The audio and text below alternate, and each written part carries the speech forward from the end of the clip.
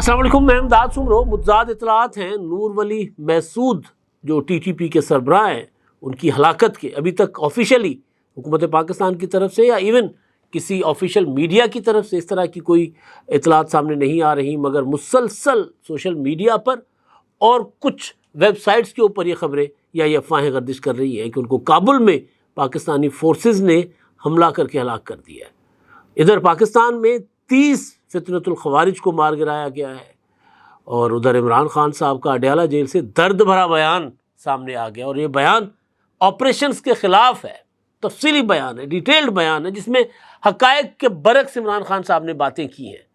وہ کچھ ایسے حقائق یا ایسی باتیں جس میں حقائق توڑ مروڑ کر پیش کر رہے ہیں، اور کوشش ان کی یہ ہے کہ کسی طرح ان آپریشنز کو متنازع بنایا جائے جو آپریشنز پاکستان کے عوام کے، پاکستان کے لوگوں، پاکستان کے فورسز کی جان اور مال کی حفاظت کے لیے، پاکستان کی سرحدوں کی حفاظت کے لیے کیے جا رہے ہیں۔ تو سارے معاملات پر بات ہوگی، اور ساتھ ساتھ پھر آج اسلام آباد کو سیل کر دیا گیا ہے، لاہور میں تعلیمی ادارے بند ہیں۔ اس وقت جب میں آپ سے بات کر رہا ہوں تو شیلنگ چل رہی ہے۔ مدعا ایک ہے کہ ایک مذہبی جماعت ٹی ایل پی، انہوں نے لانگ مارچ کا اعلان کر رکھا تھا آج لاہور سے اسلام آباد کی طرف، غزہ میں ہونے والے مظالم کے خلاف اور اسرائیل کو تسلیم کرنے کے خلاف۔ تو 2-3 دنوں سے لاہور میں ان کے خلاف ایکشنز ہو رہے تھے۔ آج انہوں نے نکلنا تھا، تو جب میں نکلا گھر سے دفتر آنے کے لیے تو جگہ جگہ میں نے کنٹینر دیکھے، کیونکہ میرے گھر کے راستے میں پریس کلب پڑتا ہے، اور پھر گورنر ہاؤس پڑتا ہے، وزیر اعلیٰ ہاؤس یا مال روڈ، تو جگہ جگہ میں نے فورسز دیکھی، کنٹینرز دیکھے۔ اس پر بھی بات ہوگی، اور تیفی بٹ صاحب جو ہیں ان کو خبروں کے مطابق واپس لایا گیا ہے، تو آخر میں اس پر ہلکا سا اس کا ذکر ہو جائے گا۔ لیکن اس وقت جو صورتحال ہے وہ جب میں آپ سے بات کر رہا ہوں اور جب یہ خبریں آ رہی ہیں یا یہ افواہیں کہ کابل میں ٹی ٹی پی کے دہشت گردوں کو مار دیا گیا ہے، تب یہ خبر بھی انٹرنیشنل میڈیا کی زینت بن رہی ہے کہ افغانستان کے جو وزیر خارجہ ہیں امیر متقی صاحب، وہ 8 دن کے دورے پر دلی پہنچے ہوئے، کل پہنچے تھے وہاں پر، اور وہ وہاں کے وزیر خارجہ دیگر حکام سے ملاقات کریں گے، جے شنکر سے اور دیگر سے، اور ان کا معاہدات مختلف ہونے، اسٹریٹجک معاہدات، ٹریڈ کے اوپر طرح طرح کے معاہدے۔ اب اس میں کوئی شک نہیں ہے کہ جو موجودہ افغان رجیم ہے 2021 کے بعد، 2021 سے پہلے والوں پر تو ہم الزام لگاتے تھے کہ وہ انڈین نواز ہیں، لیکن اس کے بعد جن کے لیے عمران خان صاحب نے ٹویٹ کیا تھا کہ غلامی کی زنجیریں ٹوٹ گئیں، بلکہ ہمارے وزیر دفاع، آج کے وزیر دفاع جو اب افغان حکومت کو پاکستان کا دشمن قرار دے رہے ہیں، وہ انہوں نے فتح مبین کا ٹویٹ کر دیا تھا۔ بعض اوقات کچھ جلد بازی ہوتی ہے، عمران خان صاحب کا تو خیر ذہنیت ہی وہی ہے، وہ تو طالبان نواز رہے ہیں، لیکن خواجہ آصف صاحب کا بیان اور اس کے بعد آج کل جو ان کے بیانات ہیں، اگر وہ ٹویٹ دیکھیں اور آج کل کے ٹویٹ دیکھیں تو زمین آسمان کا فرق ہے۔ تو میں گزارش یہ کر رہا تھا کہ پاکستان کی ریاست، پاکستان کی حکومت کا ایک جو ہوتا ہے نا نپاتلا ایک موقف ہے، اور وہ یہ ہے کہ افغان حکومت، یا جب سے افغانستان میں کابل میں طالبان نے کنٹرول سنبھالا ہے، امریکنس اور اشرف غنی کی حکومت ختم ہوئی اور وہ نکل گئے، اس کے بعد سے پاکستان میں دہشت گردی بڑھی ہے، اور یہ بات عمران خان بھی کہتے ہیں۔ عمران خان کسی اور طرح سے کہتے ہیں۔ عمران خان کہتے ہیں کہ جی جب میری حکومت تھی اور جب وہاں پر اشرف غنی جیسا انڈین نواز بیٹھا ہوا تھا، تب بھی پاکستان میں دہشت گردی نہیں تھی، یہ انہوں نے اب بھی ٹویٹ میں کہا ہے۔ تو اس کے پیچھے ایک ریزن ہے، وہ ریزن یہ ہے کہ اس وقت افغانستان کی جیلیں ٹوٹی تھی، نہ پاکستان میں جیلیں توڑ کے طالبان کو رہا کیا گیا تھا، اور نہ ہی ٹی ٹی پی کے لوگوں کو پاکستان واپس لایا گیا تھا۔ یہ تو سارا کچھ عمران خان صاحب کے، فیض حمید صاحب کے اور باجوہ صاحب کے کارنامے ہیں۔ لیکن جب افغانستان میں طالبان نے کنٹرول سنبھالا تو انہوں نے ساری جیلیں کھول دی، جس میں پاکستان دشمن حکومت جن کو کہا جاتا تھا، اور ہوگی وہ اشرف غنی حکومت، انہوں نے طالبان کو جیلوں میں بند کیا ہوا تھا، تو کئی طالبان رہنما وہاں سے افغان جیلوں سے رہا ہوئے۔ تو بہرحال اب یہ تو کیونکہ متضاد اطلاعات ہیں، نور ولی محسود کی تو اس پر ہم ڈیٹیل میں بات کیا کریں. یہ ڈیلی پاکستان کیونکہ وہ بہرحال ایک ریگولر میڈیا میں آتا ہے، تو انہوں نے ایک خبر رکھی ہے اور باقی سوشل میڈیا پر تو چل ہی رہا ہے کہ افغانستان کے دارالحکومت کابل میں ایک حملے میں فتنۃ الہندوستان کالعدم تحریک طالبان پاکستان کے سربراہ نور ولی محسود کو نشانہ بنائے جانے کی اطلاعات ہیں. ابتدائی طور پر یہ اطلاعات سامنے آئی ہیں کہ کابل کے 8ویں پولیس ڈسٹرکٹ میں 2 دھماکے ہوئے ہیں، جس کے بعد فائرنگ کی آوازیں بھی سنی گئی. اس کے بعد سوشل میڈیا پر ایسی ویڈیوز سامنے آئیں جن میں طیاروں کی آوازیں سنی گئی.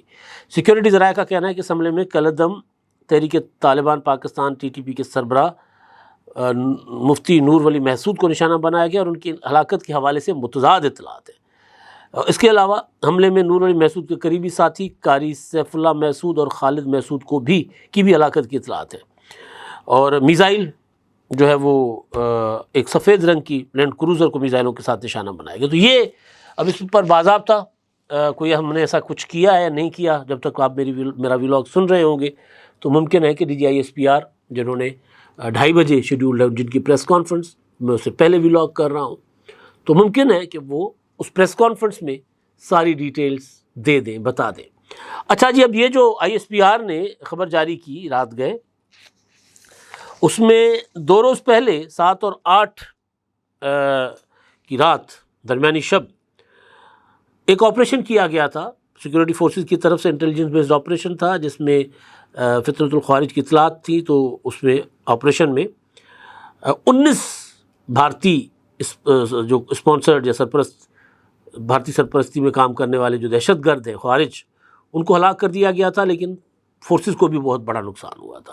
ہمارے کرنل، ایک میجر سمیت 11 ہمارے جوان شہید ہوئے تھے. تو اس میں اس کارروائی کا تسلسل تھا. اور پھر اورکزئی میں ہی ISPR کے مطابق جو اس ہمارے جوانوں کی شہادت میں ملوث جو دہشت گرد تھے ان کے خلاف آپریشن ہوا. اور انٹیلیجنس بنیاد پر ہوئے آپریشن میں جمال مائیا میں فائرنگ کا تبادلہ ہوا اور 30 بھارتی سرپرستی یافتہ خوارج کو جہنم واصل کیا گیا. اور کامیاب آپریشنز ISPR کے مطابق دہشت گردوں کے ناپاک حملے کا بدلہ ہے جو انہوں نے، یہ جو میں نے بتایا 7 اور 8 کو جو انہوں نے ہمارے جوانوں کو شہید کیا تھا، 11 جوان ہمارے شہید کیے تھے. اب وہاں پر آپریشن ابھی جاری ہے اور بھاری مقدار میں وہاں پر اسلحہ بارود کی اطلاعات ہیں. تو آپریشن ابھی جاری ہے اور مکمل دہشت گردی کے خاتمے تک کے لیے پرعزم ہے. اب یہ تو جناب چیزیں ہیں. اب اس میں ممکن ہے کہ DGI SPR جو ہے ان کی پریس کانفرنس میں اس کی مزید ڈیٹیل سامنے آ جائیں گی. لیکن اب دوسری طرف عمران خان صاحب اور خواجہ آصف صاحب کے بیانات ہیں، میں نے آپ کے سامنے رکھ لیں. عمران خان صاحب کا طویل لمبا چوڑا بیان ہے اور جس میں ایک تو وہ کہتے ہیں کہ جی یہ میرا رائٹ ہے کہ میں اپنا وزیر اعلیٰ تبدیل کروں، میرا آئینی حق ہے، تو حالات کے تناظر میں نے تبدیل کر لیا، کوئی مداخلت نہ کرے، یعنی ان کو شک ہے. اچھا ایک چیز کہ عمران خان صاحب اس بیان میں اس میں آپریشنز پاکستان اپنے علاقوں میں جو آپریشن کر رہا ہے اور دہشت گردوں کے خلاف کر رہا ہے، یا افغانستان جو کچھ پاکستان میں کر رہا ہے اس کے اگینسٹ پاکستان جو کچھ کر رہا ہے اس کے خلاف تو عمران خان بول رہے ہیں، لیکن غزہ کے متعلق ایک بھی بیان ان کا سامنے نہیں آیا، ایک بھی. بھئی عمران خان بے شک قید میں جیل کے اندر بیٹھ کر وزیر اعلیٰ بدل سکتے ہیں، لیکن غزہ مظلوم فلسطینیوں کے حق میں اور اسرائیل کے خلاف ایک بیان جاری نہیں کر سکتے. تو ان کے اوپر جو لوگ انگلی اٹھاتے ہیں، اور میں اس طرح کے الزامات میں کبھی بھی نہیں جاتا، تو لیکن جو لوگ انگلی اٹھاتے ہیں وہ ٹھیک ہوگا. بلکہ پچھلے دنوں تو اعزاز سید صاحب نے تو بڑا دعویٰ کر دیا کہ کسی یورپ میں کسی تقریب میں اسرائیلی سفیر کہہ رہے تھے کہ جی عمران خان ہمارا ایسٹ ہے، ہمارا اثاثہ ہے، ہم نے ان کے اوپر انویسٹمنٹ کی ہوئی ہے. تو پھر ان باتوں کو تقویت ملتی ہے کہ آپ جیل کے اندر سے اپنا یہ آئینی حق سمجھ کر وزیر اعلیٰ تو استعمال کر سکتے ہیں، ہٹا سکتے ہیں. آپ کہتے ہیں کہ جی عاصم منیر جو مرضی کر لے، میری زبان بند نہیں کر سکتا. بالکل ٹھیک جی، آپ کا رائٹ ہے، آپ اپنی زبان بند نہ. کیا آپ ایک بزنس اونر ہیں اور چاہتے ہیں کہ آپ کا برانڈ ज्यादा से ज्यादा लोगों तक पहुंचे। हमारे पास है आपके लिए एक बेहतरीन मौका। हमारे YouTube चैनल पर रोजाना हजारों लोग वीडियोस देखते हैं। ये वही लोग हैं जो बाखबर, बाशऊर और फैसला करने वाले हैं। अब आप अपने बिजनेस को बराह रास्त हमारे YouTube चैनल पर प्रमोट कर सकते हैं। प्रोडक्ट प्लेसमेंट और स्पॉन्सर्ड सेगमेंट्स के जरिए आप अपने ब्रांड को लाखों पोटेंशियल कस्टमर्स तक पहुंचा सकते हैं। तो देर किस बात की, आज ही अपने बिजनेस को नए लेवल पर ले जाएं। फॉर मोर इन्फॉर्मेशन कॉल अस 9233312280। लेकिन आप फलस्तीनियों के हक में एक बयान नहीं दे सकते, तो कितना खतरनाक किस्म की सूरत है। और आपके यूट्यूबर्स, व्लॉगर्स बैठ के कहते हैं जी पाकिस्तान में मुजाहरों की इजाज़त नहीं है फलस्तीनियों के हक में।